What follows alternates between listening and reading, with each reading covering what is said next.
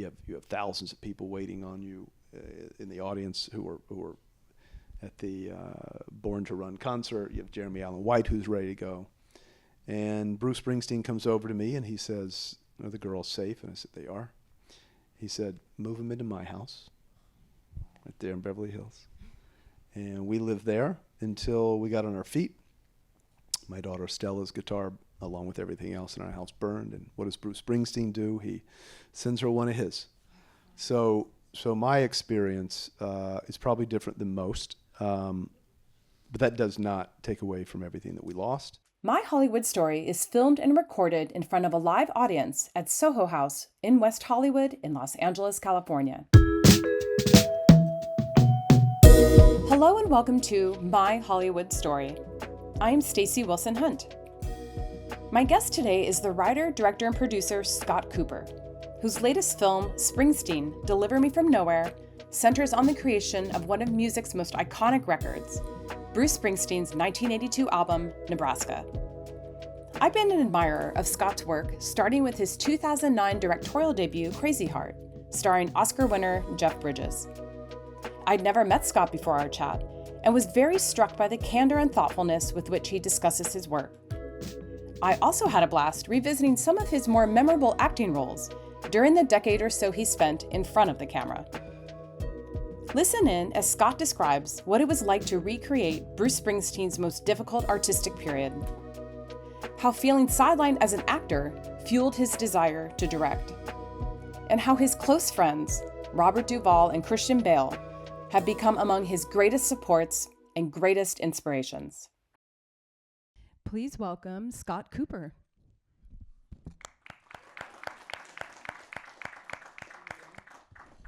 Stacey. Wow, Welcome, what a lovely Scott. room.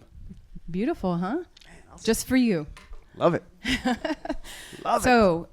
Guys. you've had quite a last few months. Oh boy. Yes. Can't even imagine. And I was telling you backstage, I had the pleasure and honor of seeing Springsteen Deliver Me From Nowhere at AFI Fest on Wednesday. And with a little special concert afterwards by Bruce himself. The whole thing felt surreal. So I have to ask you, as the person who helped to make this a reality, how does it feel to have seen this come to fruition? Yeah, I mean, it's exhilarating. It's kind of shocking. I mean, Bruce Springsteen has said no to literally every overture about making a film of his life since 1986. So for him to say yes to this particular one is on one hand not surprising, because it's a very underreported story in Bruce's life, but it's also one that is based around his most personal album, Nebraska. And probably the one that he wishes had more attention. Like Well, yeah, we're it's the about album Born that- in the USA and Born to and Run. Born but- to Run, and it's right. the album with the least amount of attention, but he thinks is his best. Many people think it's his best, and he has, it's one of the most influential albums of the last 50 years. I mean, people that I know who are lead singers of other bands, very, very well-known bands, had said to me even before this movie that album meant so much to them. So to have Bruce not only allow me to tell his story, but then to have him also come out and promote the movie the way Which he is has. huge. And we were talking I earlier. mean, he just doesn't do that. You know, Bob Dylan did not promote his movie last year. I don't even know if Bob saw it. He did give Timmy a shout out on X, but again, to your point, we don't know if he actually watched it. We don't. And there's something so special about seeing Bruce support the film and be so open and available to you, and that can't Well, have and been then anything to but a play pleasure. after the screening. I mean, how did it feel to you to watch the film I and then didn't see know I was Bruce getting play? a Bruce Springsteen concert that night, and to be like 50 feet from him, I just felt like I was in church. It really did Oh my feel like God. spiritual, Yeah. incredible. So I'm going to put a pin in this conversation. Yeah, of course. Because we're going to go way back, Scott. Oh, We're boy. Going way back to the beginning of your career. Your Hollywood story begins in Abingdon, Virginia. And I want to know what your life was like growing up in Virginia. Kind of idyllic. Now that I look at my own children, whose life is a life of digital immediacy,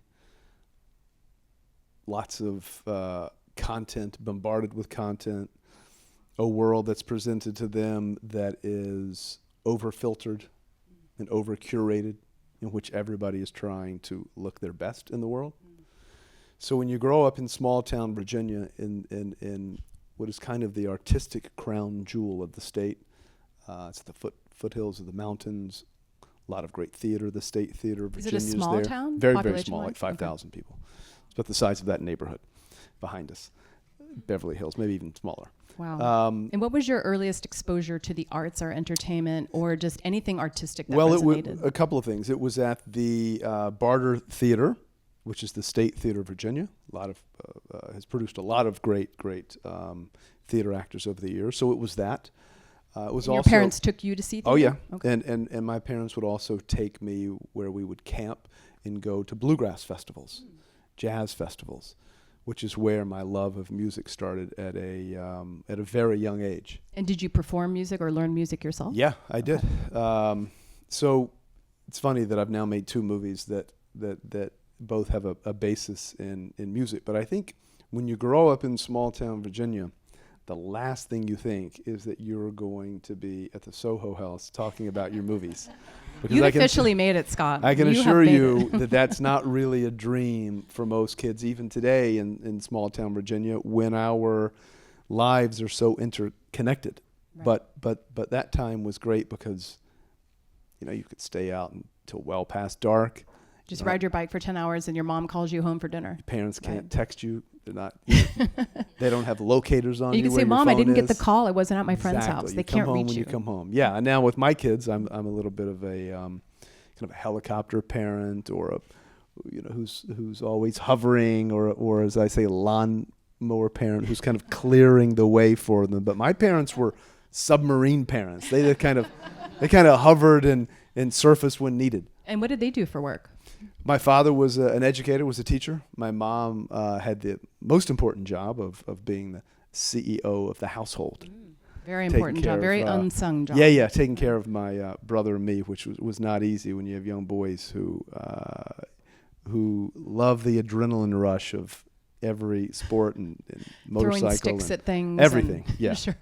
Yes, but no, I mean, to then finally make it here to Los Angeles, to have 7 movies made. I mean, it's, to work with who I think are the best, or among the best screen actors working. It's You've had an incredible run. It's been a dream. Did you have pressure to be an athlete? Because that is sort of small town football vibes. Yes, and in I that was. area. I Okay. was an athlete. I was quite a good basketball and tennis player, and my life could have taken a different tact with that. But my first love was the arts.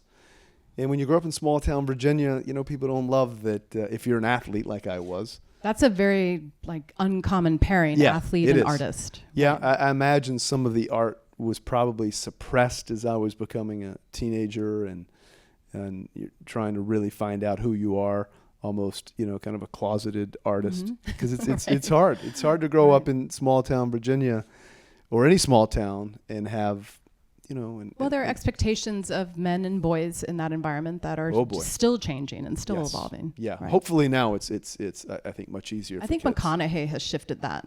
Oh, He's is the that guy right? who can. I feel like he can be at the UT games, but he can also be a Oh, nerdy yeah. actor. I feel like he's bridged the gap. Yes. At least for Southern gentlemen. Yeah, Right. for sure. And he's a pal of mine, and I'm. I assume so. I feel yeah. like your Oh, paths is that would have right? crossed at this point. Yeah, for sure. yeah. They have. We certainly want to work. So I have to together. ask. I always want to know this of artists. What was the most impactful movie or television show of your childhood?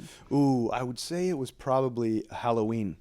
The John Carpenter's original Halloween. Yeah. Oh my God, I love Yeah. that movie so much. I was so terrified by that film, and even today, if it's on, I have to watch it from wherever I find it on TV, all the way through. Even if it's edited for television. I mean, when yeah, they cut just out to all the see scary Donald stuff? Pleasance, and I mean, it's just. And the score. The Oh my score God, is it's just incredible. The scariest thing in the world. Yeah, I didn't know at that point. I mean, again, small town Virginia, that I wanted to be a filmmaker, but I knew how movies made me feel.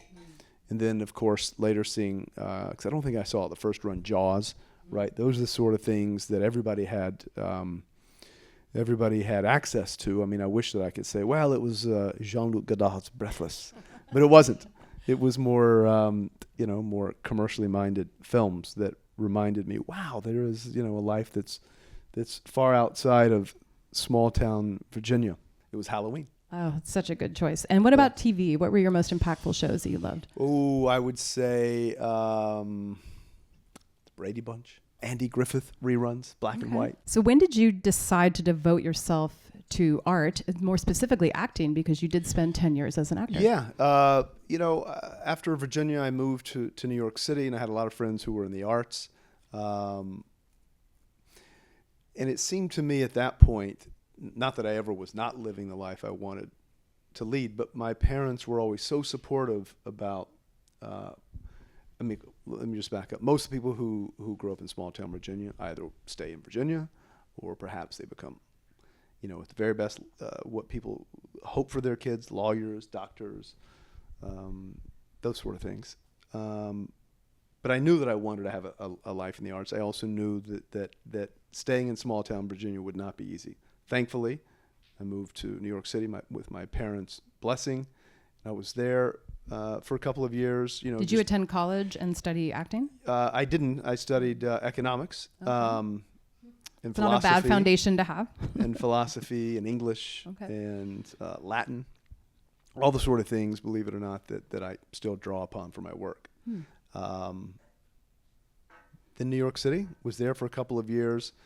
And then, it's expensive to live in New York City. Boy, it sure is. It's expensive to live in Los Angeles. But at the time when I moved to LA, in the late 90s, it wasn't as expensive as New York City.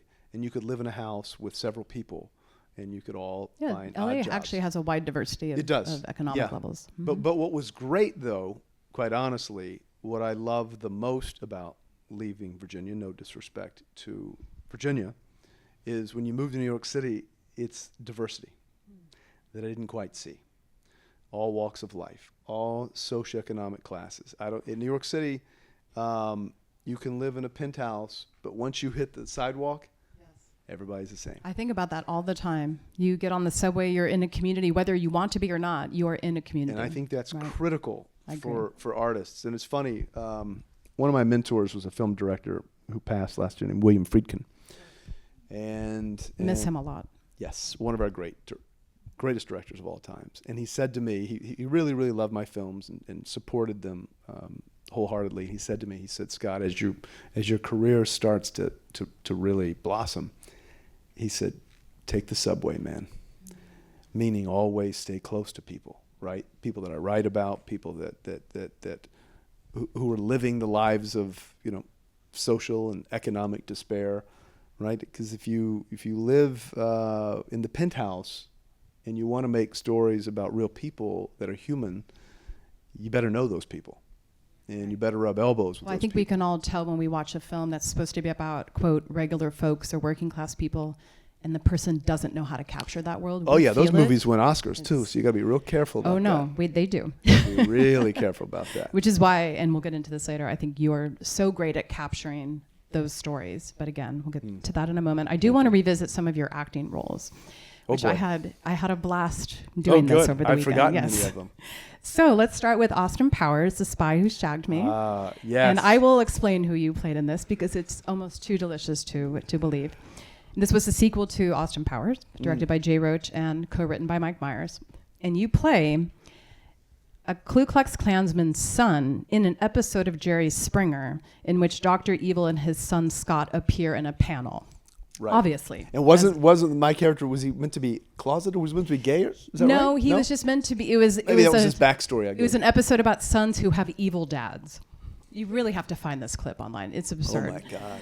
So it's an elongated sequence that looked like a regular Jerry episode filmed on the actual set. But I wanted to know, was it filmed on the set? I think maybe it was actually. I recall the audition with the director Jay Roach and then Mike Myers was largely improv. Right. And of course they wanted somebody who was Southern. I don't think they knew at the time, but they probably would have loved just how progressive and liberal I was, which is opposite of the character I was playing. Right. So it kind of gave me license to take that character as far afield as I could. It was very cartoonish, which intentionally cartoonish. Well, if you've seen Jerry Springer show, I mean, everything devolves into a fist fight of some sort. Of course. And tell me what it was which I was not immune to growing up.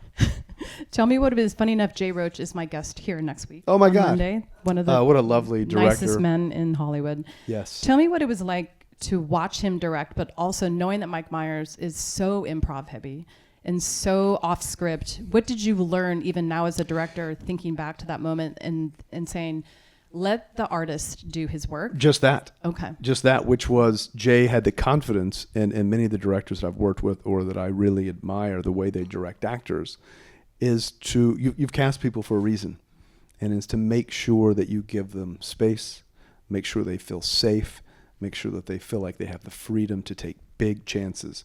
Otherwise, if you are too heavy-handed as a director, you'll find a very narrow frame in which an actor will work, and they won't take big chances because it's kind of self-protective, and they're making choices in their trailers before they even come to set, which is why I don't do any rehearsals before, and neither did Jay or Mike Myers. We literally just dove into it, which I love, because that's where that's where it's most alive for you, and you aren't just making choices that you've thought about for days. You're really in the fire, you're walking that high wire, and the most important thing about acting is listening to the other actor and not just waiting for your cue and, oh my God, am I going to come up with my lines, remember my lines?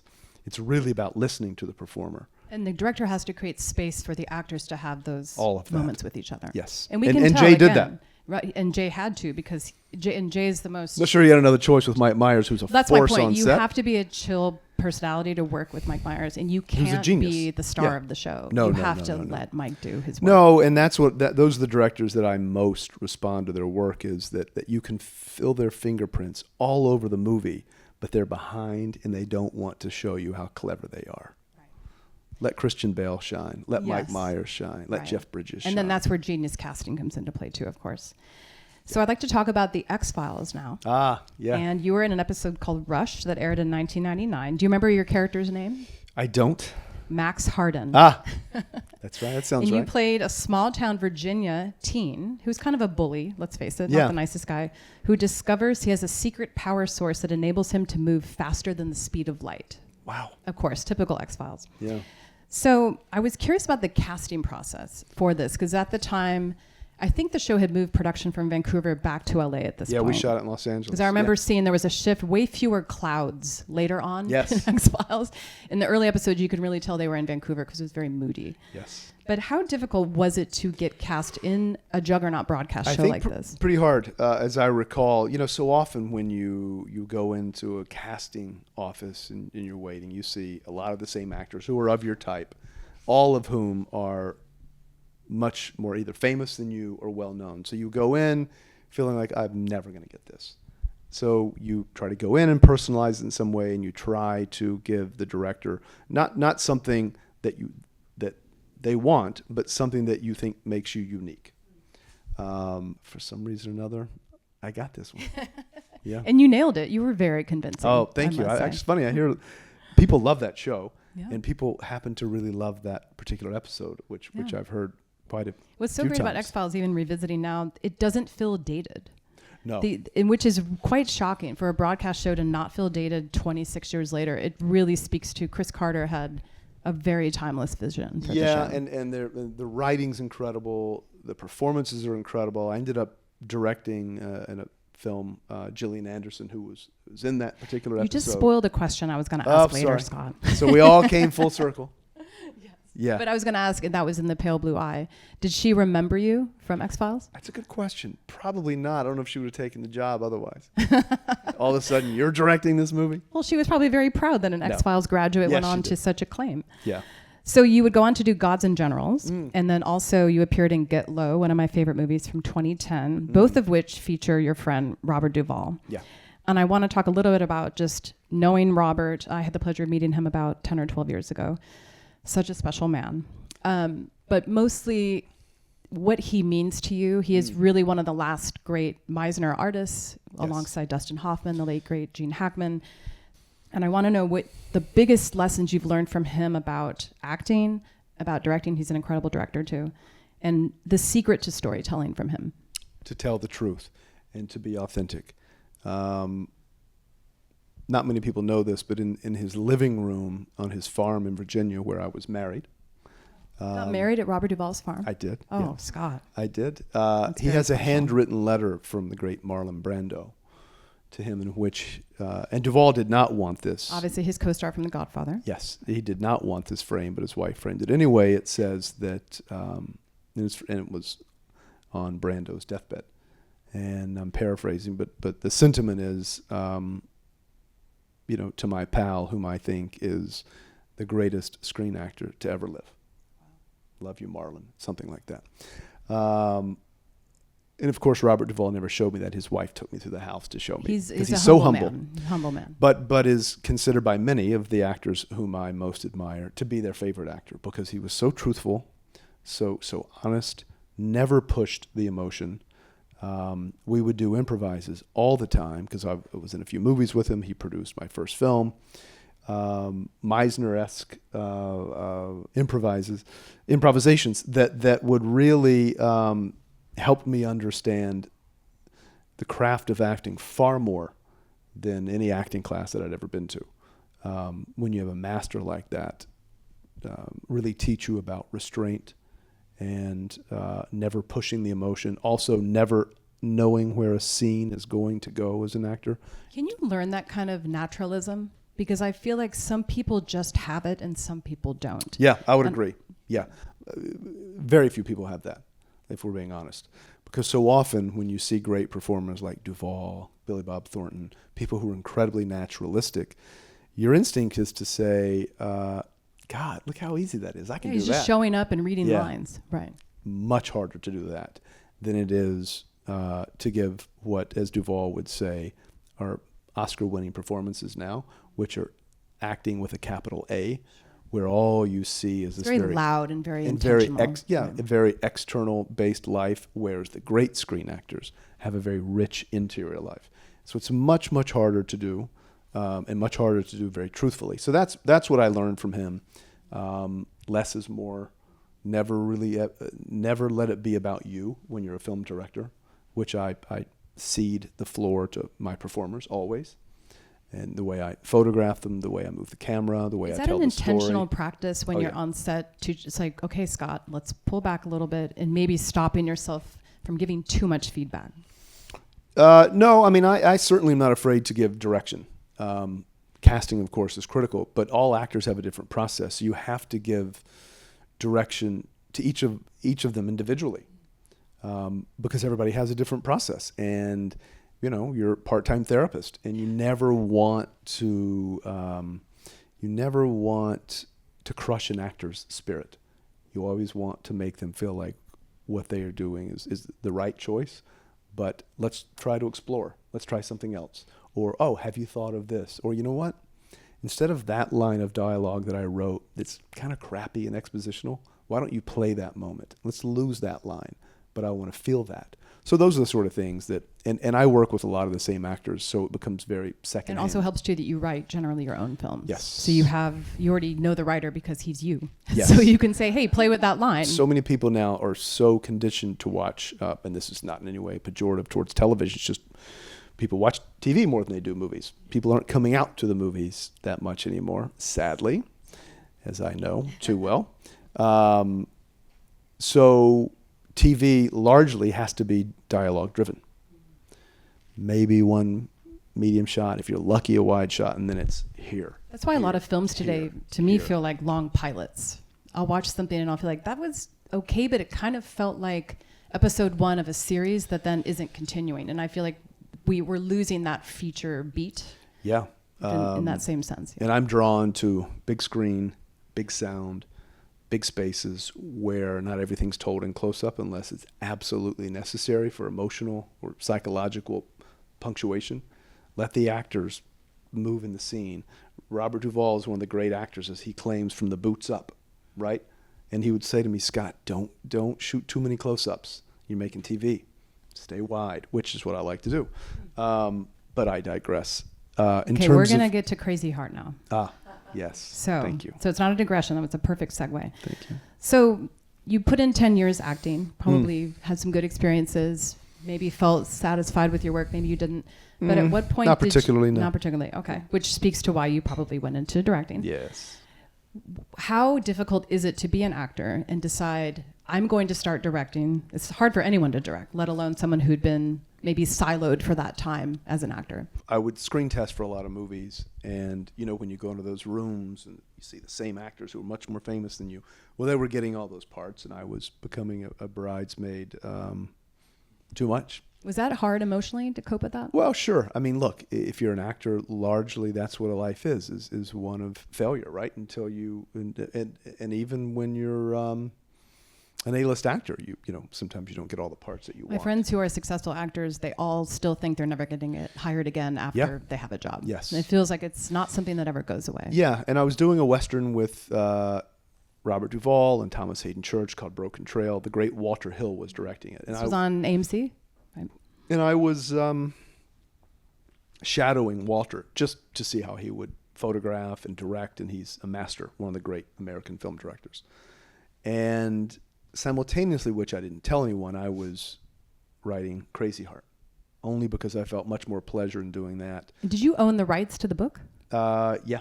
Okay. And ultimately, because I wanted to tell the story of Merle Haggard, and one of the great country singers of all times, and I toured around with him a little bit, spent quite a bit of time with him, but he had so many ex-wives, it was hard to get his life right. These guys have colorful lives, Do don't they they? ever? Yes. So I thought, how can I make a film about Merle Haggard and Waylon Jennings, Johnny Cash, Chris Christopherson, and... As a tribute to those guys. Exactly. Where Jeff Bridges' character is the fifth highwayman or something. Right. So I wrote the screenplay. The first person I shared it with is Robert Duvall, mentor of mine, married on his farm, all the things we've just discussed.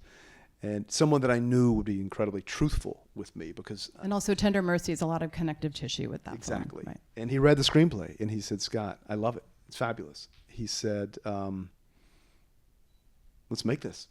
And he said, you clearly want to direct it. And I said, well, yes, I do. And Did you have to talk yourself into feeling the confidence that one needs to direct? Because I'd been around enough very good directors and great actors to know that I'm going to be a performance director, and I know how to get performances. I know how to speak to actors now much better than I did. And he said, whom do you see as Bad Blake? And I said, well, I wrote this part for Jeff Bridges, but I don't know Jeff. And I think in order to really express the music the right way, I think I need T-Bone Burnett, but I don't know T-Bone either. And this was on the heels of Oh Brother, and he had become Yes. sort of like the Yes. grandmaster of soundtracks. Yes. So I write them both in passionate letters. T-Bone responds immediately. I drive down to his house to meet him, and he has a life-size cutout of a bluegrass musician named one of the greats named Ralph Stanley. And Ralph was a family friend of my family's. And I was like, okay, this is going to go well. Feature prominently in the Oh Brother soundtrack. Exactly. Wow. It sounds We meant talked to be. about it was. So we talked about that. T-Bone loved the screenplay. Of course, he knew Jeff from Heaven's Gate. They were longtime pals. But I send the screenplay off to Jeff Bridges. I don't hear anything for a while because I didn't go to film school. I self-taught by watching a lot of movies by the masters. I read a lot of interviews. I was reading interviews about the Coen brothers in which they said when they wrote Lebowski, they sent it to Jeff, and it took about a year for Jeff to say yes. That's very the dude of him, by the way. He just doesn't have time to read. He doesn't. I mean, well, I have babies. I got to feed those babies. Right. And somehow, with screenplays, they make their way around town, not by my own volition. A lot of actors wanted to play that part. Very famous male actors that show. Can you tell us who else was interested? I can't. Oh, it was Scott. I can't. I'll ask you another. You'll know who they are. But I said, no, I'm waiting for Jeff Bridges. I wrote this for Jeff. And, times we're a little dire. A year goes by, and I hear from Jeff. I love the screenplay, so I go up and meet him in Santa Barbara where he lives, and we walk around his gorgeous estate, and we sit down to talk about the movie. And I told him why I wanted to make it, how well I knew this world. He said, but this is your first film. I said, it is. I said, Jeff, I got to be honest, man. I haven't directed a high school play. I haven't directed a video, a TV show, nothing. He said, your first time, huh? I said, yeah. He's like, okay, I'm in. He said, because first-timers don't have bad habits. And that day changed my life. Wow. Jeff- That was very open of him. Yeah, and you Wow. know, who thinks your first movie goes on to win Oscars? And I certainly didn't. And it won Best Original Song and, of course, lead actor for Jeff. Yeah. And Maggie Gyllenhaal was nominated. She was wonderful. Yes. So after that movie, obviously your star had risen or even had just materialized as a Yeah. director. People didn't know you as a director. Mm-mm. Did you have offers coming to you for projects? Were you still curating your own slate? No. Many. But my agent at the time, who was a very, very prominent agent, whom I greatly admire and still in touch with, named Jeff Berg. Yeah. Jeff said He's to me, one of the classics. yes, Mhm. he said to me, Scott, you have written this, so you should write all of your movies, like many of the people that he represented. Yeah, I had so many more offers for someone who, as an actor, was auditioning. I didn't even know what to do with. I was even getting more offers as an actor after Crazy Heart. Wow. Strangely, what a perverse town. Anyway, There is absolutely no logic to any of no, this. there isn't. So if you're a struggling actor, go direct a movie, and then you'll be at the top of casting people's Exactly. list, right? Yeah, kind of strange. But countless offers, and many of them were also to direct movies about music. Elvis, Miles Davis, whom I And love. you get Chet siloed Baker. as the music guy. Yeah, which is Right. why I said no. So I went and I wrote. I was offered a screenplay by that Leonardo DiCaprio was attached to, and it was really wonderful screenplay. But I And didn't. this was by Brad Inglesby, right? It was, but I didn't want to make that film. Right. So I completely just wrote my own version. And out of that, I wrote a part for Christian Bale and Casey Affleck and Forrest Whitaker and Zoe Saldana, Sam Shepard, Willem Dafoe. And that was Out of the Furnace.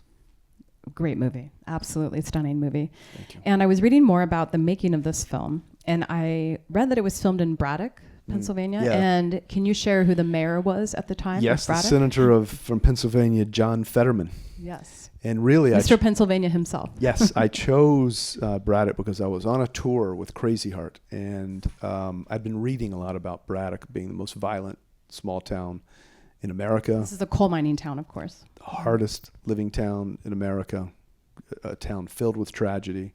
So I rent a car and I drive over to Braddock, and it's everything and more as you see in the film. And I just would stop and take photographs, start writing for locations. And this narrative came to me about a soldier who comes back from Iraq and Afghanistan who is incredibly scarred, played by Casey Affleck, who has no job prospects because we send our soldiers off to war and we put yellow ribbons around trees, but when they come back, we don't do shit for them. So that was really the basis for that character. And his brother, played by Christian Bale, works in the coal mines, steel mills like his father before him, very hardened but really good person. And Casey gets caught up in a gambling ring of underground bare-knuckle fighting, and it costs him his life. And It's very sad. yes, Very sad. And Christian Bale avenges his brother's murder. And is it true you lost your brother? I lost my sister. Or you lost your sister? Yes. So that was probably a terrible event, and I'm sure you're still Yes. recovering, and it's never goes away. No. How did you use those feelings? Because this very much is a story about loss and siblings and closeness and generational trauma. Yeah, I mean, it's something I know all too well, unfortunately. As opposed to spending time in therapy, I put that into my movies, which is why they're probably sometimes a little tough to get your arms around as a viewer. They I feel have to say. cathartic and they feel honest. They're pretty hard hitting, I have to say. And if you're not, look, I fully understand that people live hard lives, and very few people are in the jobs that they really want to be in, if I'm being honest. So when they come home, the last thing they want to do is sit down and watch maybe a Scott Cooper movie that is going to take them to places. I love being sad when I watch things. It makes me feel less alone. Well, hopefully they're That's not just me. sad. Hopefully they're very human, Yes. because they certainly don't sand the edges off, and they don't present a fictitious life, right? I think loss is the thing that connects all of us. Yes. So I know that life particularly well, and I put that into my movies for better or worse. Actors like to play those sort of colors, and But when you find yourself, on set with Forrest Whitaker and Sam Shepard and Woody Harrelson and Christian and the whole, that cast, I mean, you just feel like these are some of the greatest actors working. And you remind yourself, always tell very truthful stories. Did it feel healing to make that film? Yeah, it did, actually. It did. I think it's funny. Guillermo del Toro produced one of my films, and he said to me something that never had really occurred to me. He said, wow, a lot of kids die in your movies. And I was like, Jesus, man, that's a good point. Go back to, Talk about someone who's also very, explores death a lot in his work, and very openly and almost celebratory way. Yes. That he is not afraid to show us darkness, but also the healing that comes from exactly. That. Right. So I had never really thought about it, but then upon closer examination, a lot of kids that ultimately die in my movies. And I suppose it goes back to losing my sister in some way. Of course. That makes perfect sense. I'm curious why you think Pennsylvania, as sort of a swath of America, has become a place that Hollywood is suddenly interested in. In particular, I think why I've shot a couple of movies in that region is because that's where the American South meets the Northeast, Mid-Atlantic, but also Appalachia.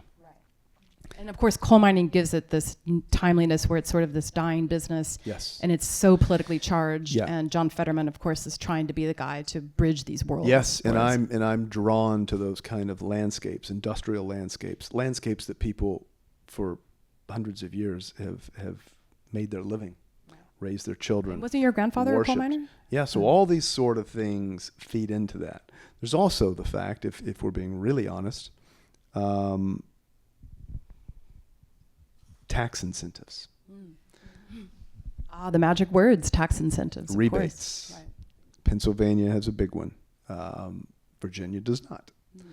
I don't know that West Virginia does. Georgia does. Alabama does not. Florida has very little. So if you want to make a film, let's say some people have, I generally almost always set my films where I've written them. Which is also very rare. Incredibly lucky that way. Right. But there are a lot of people who might have written them for Florida and think, well, shit, okay, let's put it in Pennsylvania because they offer us 30% or 35%. Hard to fudge Florida and Pennsylvania. No, but I'm using that as an example. Sure. All of a sudden they have to rewrite their screenplay. Right. Not many people have been shooting in California, sadly, of late. Right. Now the incentives are more competitive, but not as competitive. We can get into that for another podcast as to why I think they should be even more so, Governor Newsom. We need jobs in Los Angeles. We need jobs in California. And it's sad that we are, the world capital of entertainment, and so few movies are being shot here. I digress. Back to that. No, it's an important digression for sure. Yes. So New York City, New Jersey, Pennsylvania, tax rebates. Not really in Texas, maybe a little bit, but not enough to really make the needle. So some of the storytelling is being born out of where the incentives are. Unfortunately, yes. Right. Which is that there are worse things. Yeah, of course. But I think it's good people to remind people want to get their movies made. Right. Yeah. But that is very limited. Not why I do it. No, of course not.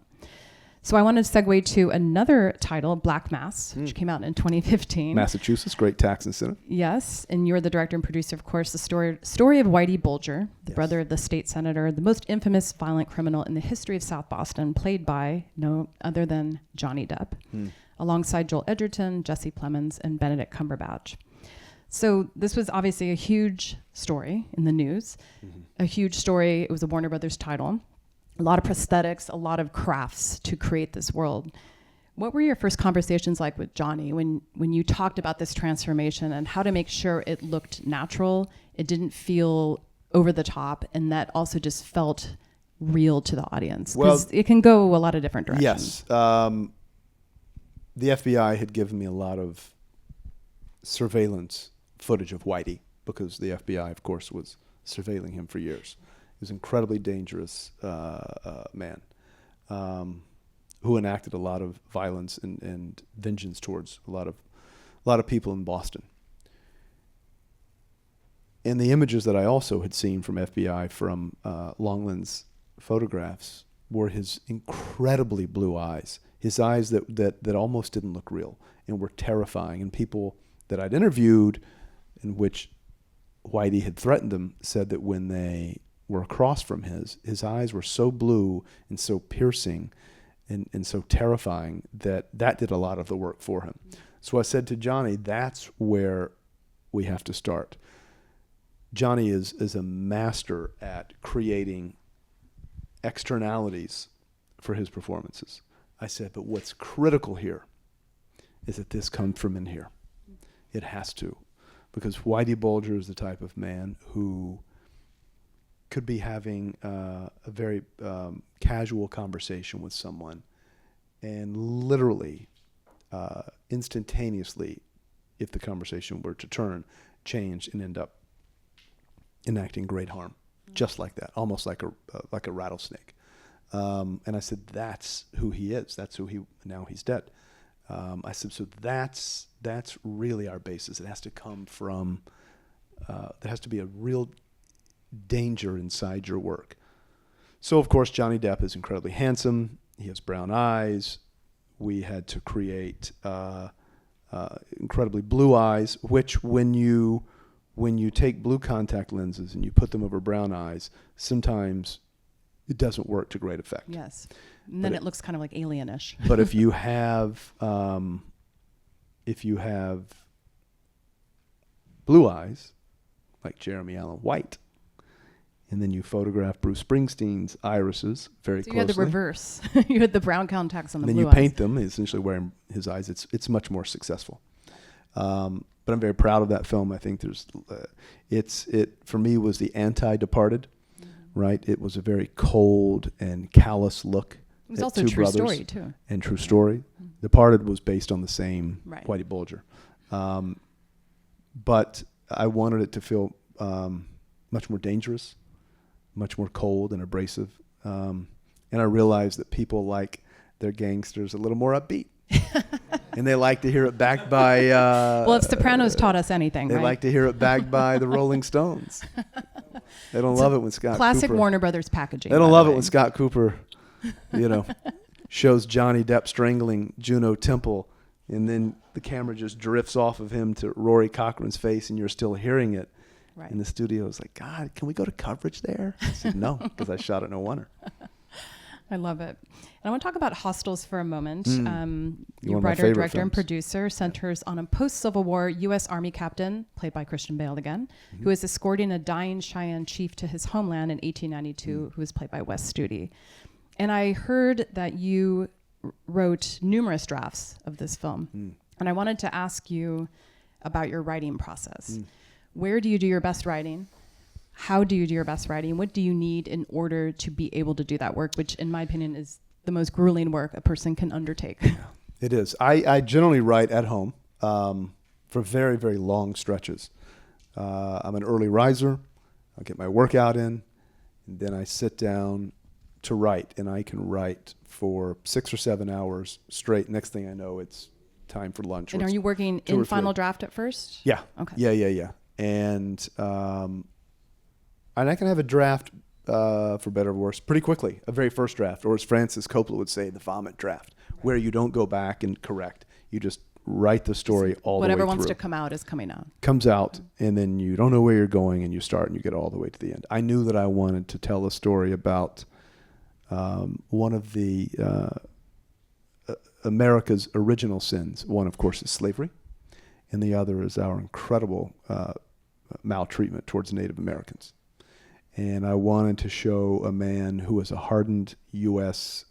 Army captain, Christian Bale, who has been ingrained and indoctrinated to hate Native Americans because that's all he's ever known. That's all he's ever fought against. Sort of the military edict has been passed down to him. Yes.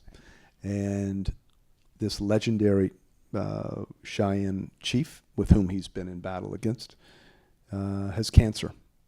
He's been imprisoned. The United States government, essentially for a good photo op, wants to see Christian Bale take him all the way home to his homeland. But over the course of this journey, does Christian Bale realize how humane, how lovely, a much deeper understanding of Native American plight, their cultures, their customs, their mores, and how everything that he's learned to this point is completely wrong. And it's slow transformation, but it's complete. And I don't want to spoil it for anybody who hasn't seen it. Well, it's interesting. The movie means a great deal to me. It is a very beautiful film. And I was reading a headline today that essentially is talking about how American history is being decimated in schools and heavily edited to remove these types of stories from the literature. And That's no surprise. No, it's no surprise, of course. And it's happening all over America now, not just in the red states. So it makes me think how crucial these types of movies are as lessons and tools, because this could be the only way people learn about these stories. Yeah. Boy, that's so disheartening. But it's also just speaks to thanks for making that film. Well, thank you. I mean, look, and what I'm most thankful about is that the Native American community welcomed Christian and me, and we screened it at reservations, and to see, and even today, how Native Americans unfortunately have been conditioned to live. It's incredibly heartbreaking. That I don't know that I'll ever make a more, I don't mean important, meaning an important movie, but important for me, for a story that I thought was, that I had to tell. And I'm just so thankful that community has embraced the movie, because, a lot of white folks who didn't like the fact that I made that movie.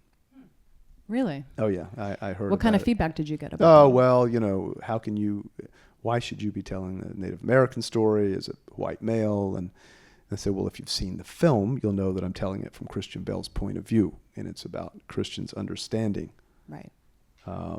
If I'd only told it from West Studies, maybe you have a point. But regardless, I think an artist should be able to tell. That's what makes us artists, whatever story they want to tell.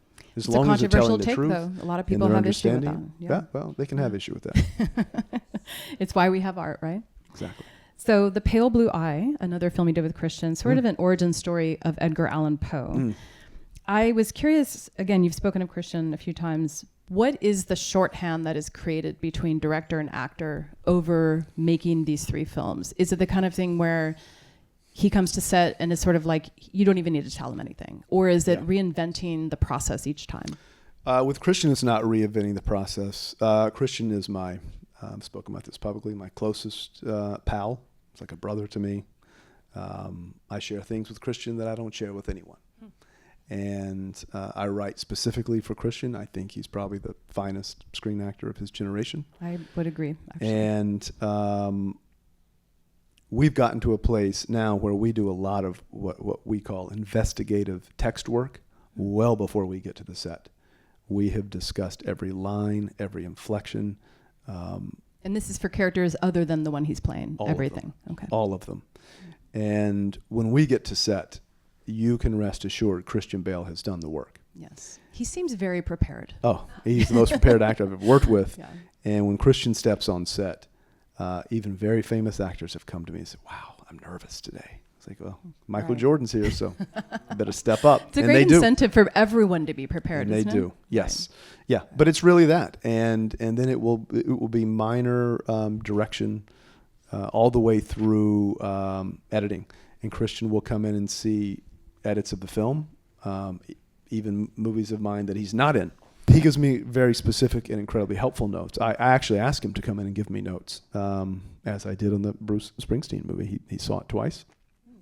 What notes did he give you? They were largely about performance or things that he didn't think that I needed, or nothing about clarity or pacing or those sort of things, because Christian has the ability, unlike a lot of people now, because we get our information so quickly, right, in that endorphin hit, that if you sit most people down in front of The Godfather today or Stanley Kubrick's Barry Lyndon, it's going to bore them out of their mind, right? Christian has the ability to turn the phone off and just sit with a movie.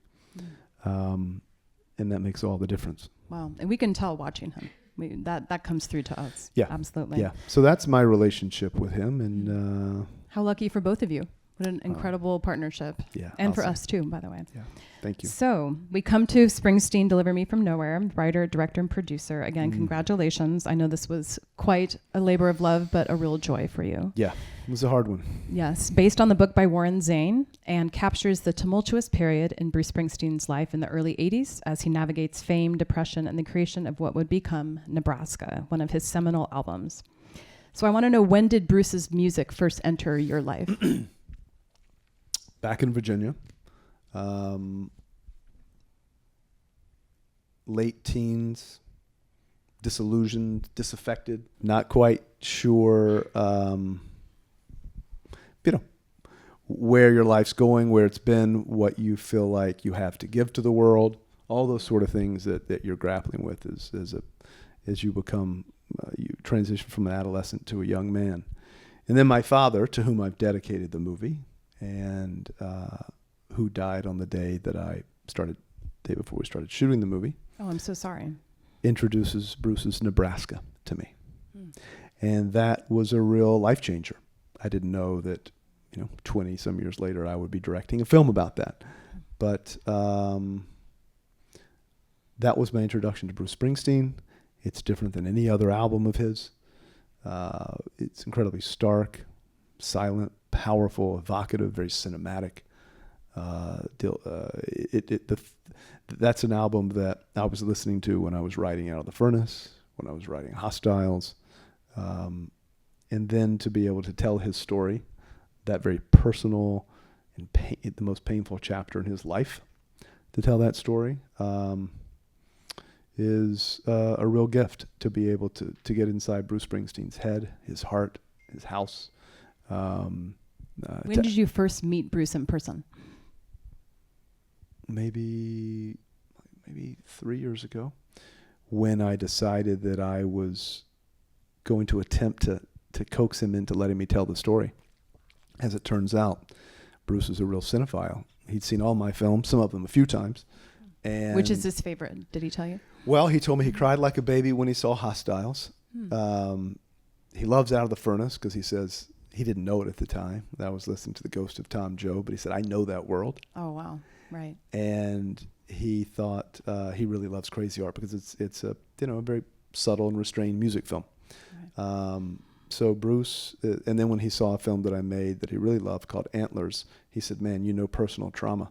I said, do I ever? Is there anyone better to tell his story than you? Well, he didn't think so, thankfully. So we spent the day at the beach. We talked about everything but the movie. And then I said to him, Bruce, look, this album has so much personal resonance for me.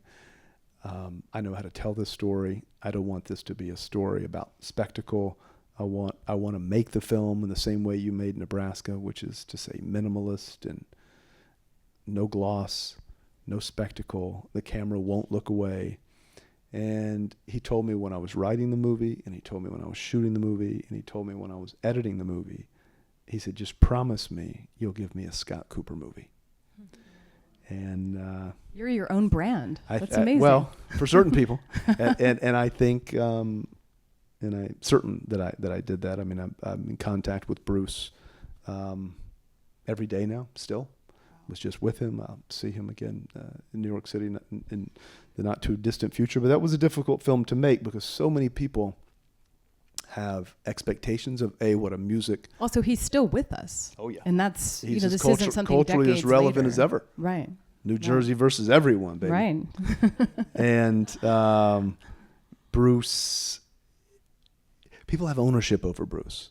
Very passionate. And people have ownership over the music biopic, which this is not a biopic. It's only a few months out of his life.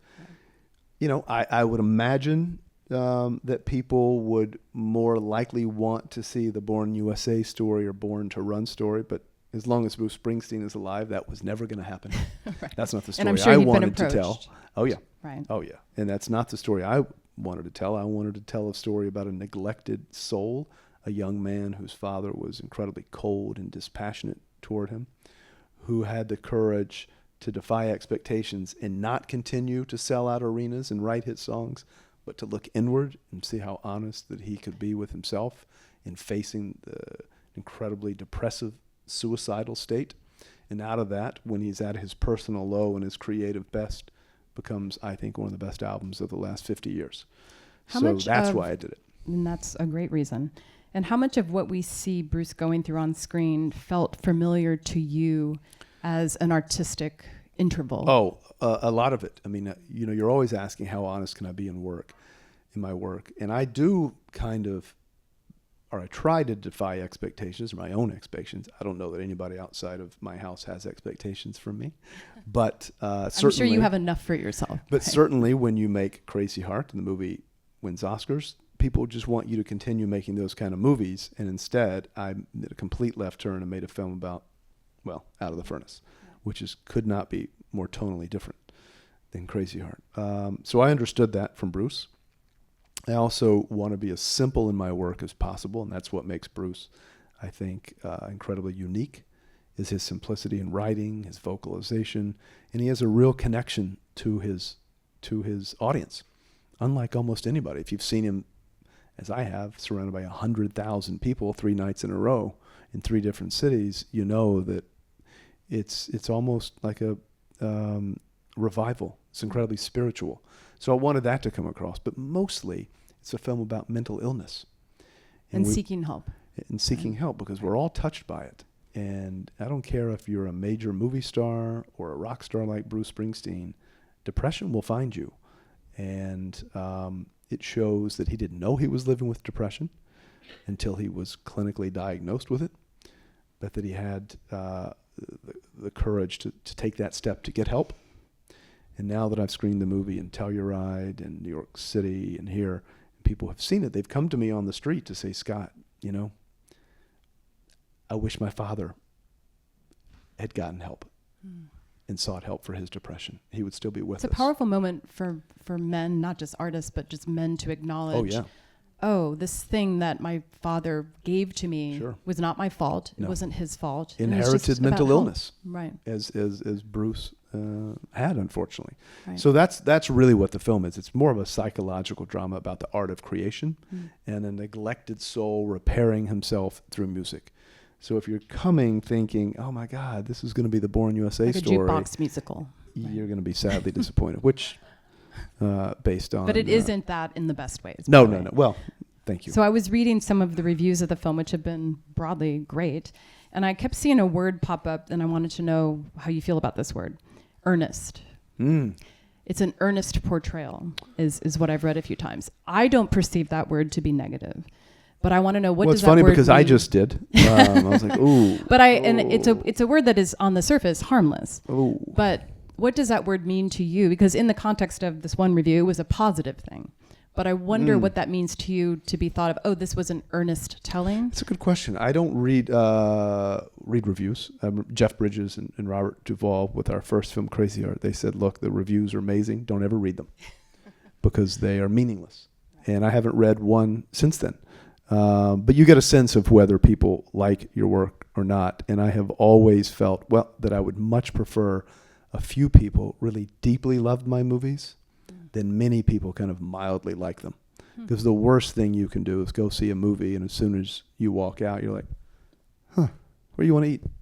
Right. As opposed to having the movie like really burrow under your skin and stay there. I can't tell you the amount of times I've seen a movie, and by the time my head hits the pillow, I don't even remember what I've seen. I don't want to make those movies. And I think movies that are a little more divided, because for me, the best movies ever made when they came out were divisive. You don't have to ask me. Ask Stanley Kubrick, ask Francis Coppola, ask William Friedkin, on and on and on.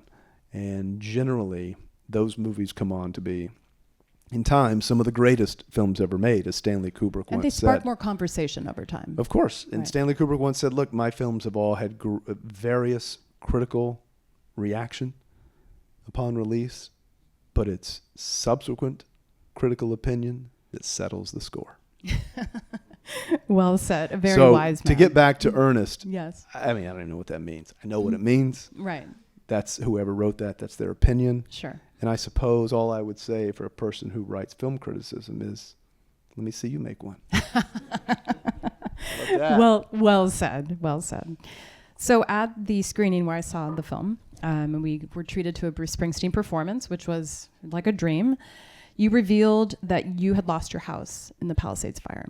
And I'm so sorry that happened. And I'm so glad you're okay, first and foremost. And I've had other people on this show who also lost their homes. And I wanted to ask you how that experience has reshaped for you what life means to you, what things mean to you, what safety means. Because I know it does cause a lot of heartache, and it's sad. And I think a lot of people have been like, oh, I'm fine, and trying to just ignore it. Like, I'm safe. But this has probably been a very challenging experience. So I just want to know what that's been Yeah, like. as I mentioned earlier, the day before I started shooting the movie, my father passed away. His spirit kind of carried me through the movie, and the actors rallied around me. Then the last week of shooting, when I'm shooting the big concert sequence, I don't ever really look at my phone, but I knew the fires were raging. My phone rings. I get the devastating news that our house is just burned. I make sure my wife and daughters and dogs are safely in a hotel. Take a few minutes, go over into the dark by myself, and those are dark moments. Those are moments where you really have to summon something you've probably never had to summon before. You have thousands of people waiting on you in the audience who are at the Born to Run concert. You have Jeremy Allen White who's ready to go. And Bruce Springsteen comes over to me and he says, "Are the girls safe?" And I said, "They are." He said, "Move them into my house right there in Beverly Hills." And we lived there until we got on our feet. My daughter Stella's guitar, along with everything else in our house, burned. And what does Bruce Springsteen do? He sends her one of his. So my experience is probably different than most, but that does not take away from everything that we lost. And I, quite honestly, then I went into editing the movie and promoting the movie, and I don't know that I've even properly had the time to grieve the loss. I tried not to look in the rearview mirror, but just keep looking forward and say to myself, okay, well, you lost everything, Scott, but there's so many people who don't have what you have, people who are struggling every day, people who are in pain, people who are having a hard time making a living.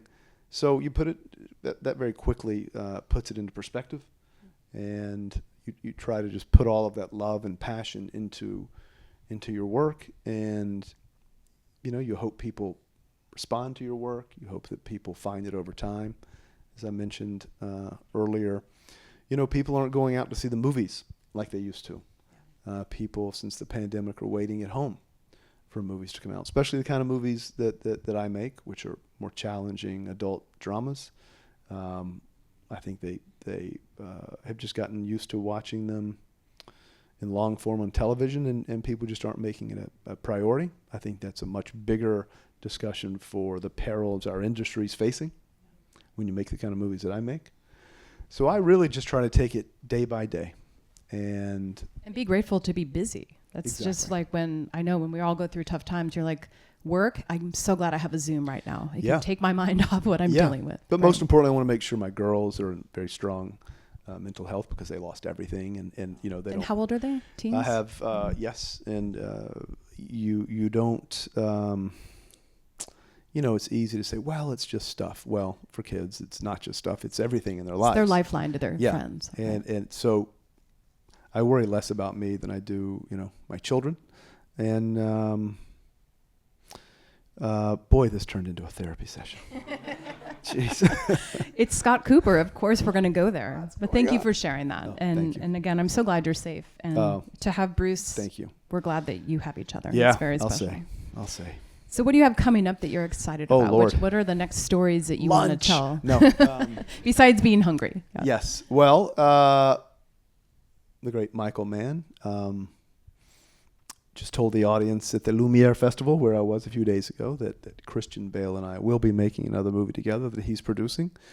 So we're going to do that at some point. I've had a lot of directors produce movies for me: Ridley and Tony Scott, Duvall, Guillermo del Toro, now Michael Mann. So that's something. Can you tell us what this movie is? Yeah, it's based on a script that Michael wrote, and Is this Comanche? yes, Okay. along with Eric Roth, and it tells the story of Cynthia Ann Parker, who at 8 years old was kidnapped by the Comanches, and she lived with them for nearly late 20 or 30 more years until she was rescued. And, of course, had a very difficult time assimilating back into American life, and quite frankly wanted, even though she was American, wanted to continue to live her Comanche life. Very true story. John Ford's great movie, The Searchers, was based on that. So that's a real epic piece that will probably take some time to get set up, but Christian's going to star in that. I'm going to direct it. Michael will produce it. In the interim, I have a couple of other things that I won't say that I'm writing. And, it's always about sequencing, like when actors that I really want are available. Weather. I like to shoot movies in a particular time frame because of the, for better or worse, I don't like a lot of sun in my movies. I like it to feel Sun moody. is overrated. Yeah, I like it to feel moody unless I'm shooting in the American Southwest desert. And what do you like to watch to feel inspired? Do you have a go-to film or a show besides Andy Griffith? I watch a lot of movies. Okay. And I sadly don't watch a lot of TV. So when people say, "Oh, have you?" Apart from The Bear, I was watching that to really get an understanding. That feels like a good thing for you to watch before. Of Jeremy Allen White, who plays Bruce Springsteen. But generally, I watch a lot of movies, and in particular, movies that I've watched over and over and over, very often with the sound off, so that I can see how the masters are telling the story with the camera. Recently, I watched one of my favorites called Crimes and Misdemeanors by Woody Allen, which is a film I love. I have recently watched a few times a movie called The Zone of Interest, which I recommend highly. If you haven't seen that, Jonathan Glazer. John Glazer, I think he might even won an Oscar for that. What else? How about comedies? I feel like you need some laughs. Boy, I need some Adam Sandler in my life. Yeah, any Happy Gilmore? I did watch Happy Gilmore too, because Adam is quite a close pal of mine.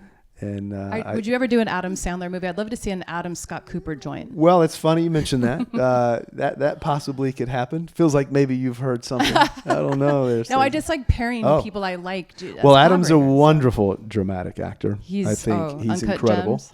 I think he's incredible. Yeah, he is. And he and I have discussed that. Okay. Well, next round when you're on the For show, sure. you can tell us what it is. Yes. So in conclusion today, I'd love to know what you can share as, I guess, a prescription for staying inspired. I know times are very tough for people on so many fronts right now, even just on a granular level of being employed, making art, etc. So how can you advise us to stay inspired and not get so downtrodden? Yeah, that's a good question, because I do think we're all living in such politically divisive times. We have climate change, we have authoritarianism around the world, we have the onset of artificial intelligence, all these sort of things that if you think too much about, it's kind of hard to get out of bed.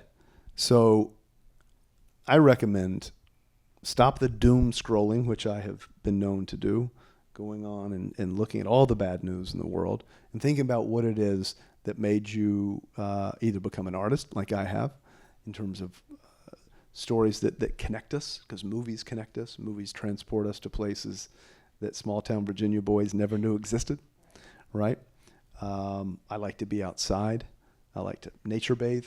All the sort of things that give me inspiration that, this is a beautiful world. Look for the quiet corners of America where people outside of the spotlight are doing beautiful things, doing very selfless things, looking at our teachers, our first responders, our firefighters and police officers, people who put themselves in harm's way every day for us. And I think you look at educators, it's the most noble of professions, right?